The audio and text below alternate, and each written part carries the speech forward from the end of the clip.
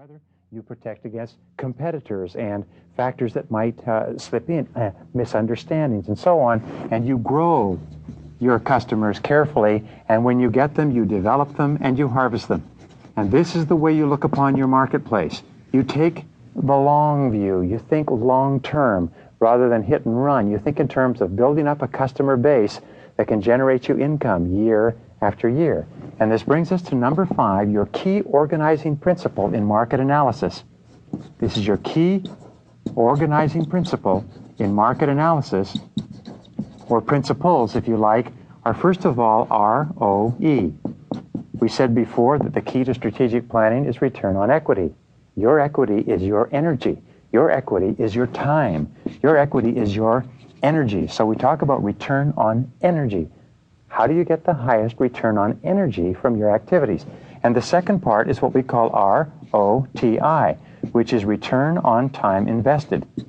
All market planning comes down to you maintaining and increasing your return on time invested.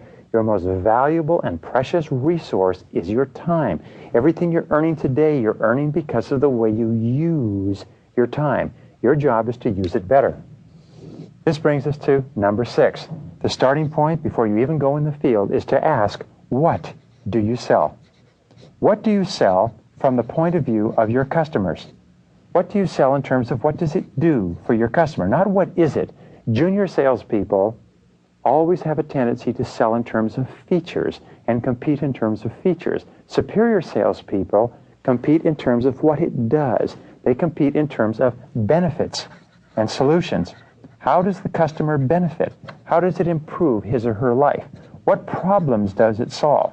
Top salespeople see themselves as problem solvers, as helpers, as advisors to their customers. So once you've determined this, then you ask this question: who are your customers for this? And who are your ideal customers? In other words, who are the customers that can most take advantage of your product or service offering? Define your ideal customer clearly. Define your customer in terms of his or her position, background, knowledge, education, experience with your company, place in the buying cycle, financial status, and so on. And then ask yourself the question, why do they buy? Why do your customers buy? Why do they buy at all? Why do they buy from you? And if you don't know, go back to your existing customers and ask them, why did you buy from me? Most salespeople don't know. Number 9 is ask, why don't they buy? If they haven't bought from you, nothing wrong with that, but at least go back and find out. Go back and ask your customers, why didn't you buy? I appreciate your looking at my presentation and proposal. It'd be really helpful to me if you tell me, why did you decide not to buy? And ask them what it is. Sometimes they will give you an insight that will enable you to dramatically increase your sales. Number 10 is, why do they buy from your competitors? If someone has bought from your competitor in the past and you're calling on them, this is an opportunity to say, what particular advantages, benefits, features, and so on did you perceive when you purchased from our competitor? I'd be really interested in knowing. And you know something? Customers will tell you. Then you have to ask yourself, what can you do to offset the perceived advantages that your customer has from buying from your competitors? Remember, perception is reality in the mind of the customer. Number 11 is, how do they buy? How do people buy? What are the major buying influences? Do you know that the primary reason why people buy anything is because of word of mouth? What are the reasons why people buy? Why did you decide to buy this at that time?